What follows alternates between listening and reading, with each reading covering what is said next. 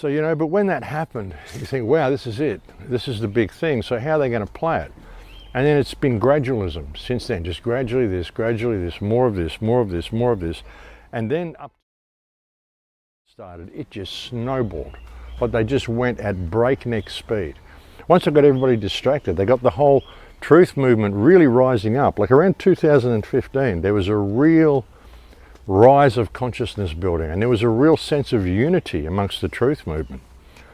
Then, of course, they introduced the concept of flat Earth, which instantly divided the truth movement into two opposing factions. People who believe the Earth's a globe, people who believe the Earth's flat. I don't believe either of them personally. I don't do belief. I wait till I've got evidence so I know. But you know, each one will argue that. That's how bad it is. You can't even not have a side. You've got to believe the Earth is flat or the Earth is a globe. You can't be just someone who would prefer to see all the evidence before they make their mind up, because both sides will say, no, we've got all the conclusive evidence. And they'll argue the point from now till eternity. And meanwhile, the prison system is just being rolled out around them. Once the flat Earth movement was introduced into the minds of people, and this whole concept of flat Earth, they tripled the speed. They, the powers that believe they be, tripled the speed of the rollout of the slavery system. They were able to, because people weren't focused on it. People were more focused on arguing what they believed the shape of their prison is, rather than focusing on the fact that this slavery system is being rolled out around them. And I used to say to the flat Earth people, I used to say, listen, there's a train coming, and if you people don't stop arguing about the shape of the tracks and pay attention, the train's going to hit you. And when it does, there will be no warning, it will be sudden, and you will have no one to blame but yourselves. And with the rollout of this whole, that's exactly what happened, folks. The train hit. The train arrived at the station, and people were still too busy arguing over the shape of the prison that's been constructed around them, rather than doing anything to stop it. They suddenly saw other people who were activists who were on their side arguing about the shape of the prison with them. I mean, in many ways, even the whole Tartaria thing, because of the approach many people have had to it, it's about arguing whether this ancient civilization existed or whether it didn't. I mean, it did. You can see that it did. It's not really much point arguing about it, but hey, if you think it didn't, that's fine. Believe that. I don't care. I just find it fascinating to look at myself, because I like old architecture. I like all this ancient history stuff. It's what got me started on this thing to begin with. I mean, trying to find out how they built the pyramids and stuff. I mean, all of the old structures and all of the old world has got what got me started on this quest to begin with. You know, I started researching the pyramids when I was 8 years old, and then I realized that, well, there's all this stuff lying around the world that tells a completely different story to what they're teaching me at school. How are they missing this? And I started to realize, well, of course they can't be missing it, because if I can see it at 10 years old, then I'm sure these people can see it. So I guess that means they're covering it up. So you start looking into cover-ups, then you go down the whole UFO and alien rabbit hole, and then you, okay, well, why are they hiding all this information? Well, it goes back down to cover-ups again. So you start researching government cover-ups. And you end up looking at Operation Paperclip and Operation High Jump and so many things that they did.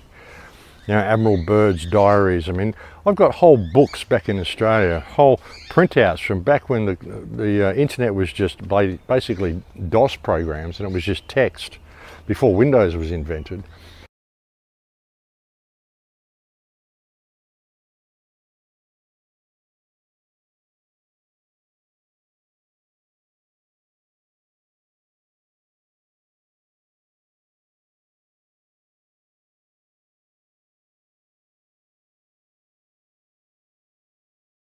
I got stuff back there from like 1992, where I was going to the library and I was using the computer and I was just gathering information. I've got whole books on flat Earth, on hollow Earth, on concave Earth, on alien stuff. Like, there's so much stuff, folks, that I went down these rabbit holes back in the early 90s and realized that it's impossible to prove anything. And really, it's all about where they're taking us. Like I said, if you can see the goal, you know what the goal is, which is total control of everything. And you see all the steps they're taking there to get us there, divide and conquer being one of the main ones, which is why the flat earth movement was introduced into the world psyche in 2015. And then give people a good 5 years to just lap all this stuff up and create an enormous amount of infighting. And then the flat earth movement went around and started associating all known conspiracies with the concept that the earth is flat. There's people who'll even tell you that they destroyed Tartaria because the Tartarians were flat earthers. That's how demented the flat earth movement is. They didn't destroy Tartaria because they were flat earthers. They destroyed Tartaria because they didn't want us to have any of that old tech. They didn't want us to be empowered human beings, which is what we were when we were in that Tartarian culture. We had free energy, we had buildings that produced energy, we could extract energy from the ether around us, extract water from the areas around us. I mean, it was remarkable, the technology we had. But all of these things, all of these concepts, all of this different knowledge and these different perspectives have now become weaponized. I mean, the flat earth movement was weaponized against the truth movement. Whether you believe the earth is flat or not, whether it's true or not, it was still weaponized against the resistance as a means of dividing them in order for them to be conquered. And like I said, when it came into play, the whole flat earth concept, I warned people. I said, you watch, these guys are going to associate everything with the belief that the earth is flat, and that's going to alienate everybody.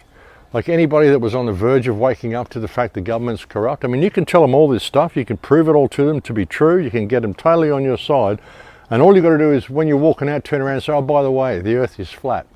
And they will throw away everything that you just told them. They'll just think, oh my God, I've just sat here and listened to a nutcase for the last 2 hours. Because it is so alien to their minds, this whole concept.